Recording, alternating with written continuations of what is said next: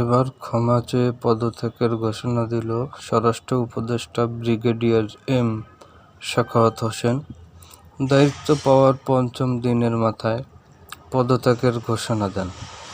গত 2 দিন ধরে বিতর্কিত মন্তব্যের কারণে ছাত্র জনতা রাস্তায় বেরিয়ে পড়ে।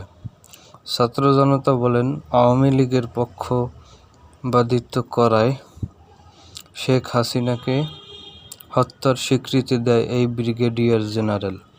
এজন্য উপদেষ্টা পদ থেকে তাকে বহিষ্কারের হুমকি দেওয়া হয়। এদিকে নিজের ভুল বুঝতে পেরে সকলের কাছে ক্ষমা প্রার্থনা করেন সাখাওয়াত হোসেন। এদিকে আওয়ামীপন্থী কোনো উপদেষ্টা বক্তব্য দিলে তাকে কঠোর হস্তে দমন করা হবে বলে জানান ছাত্র উপদেষ্টারা।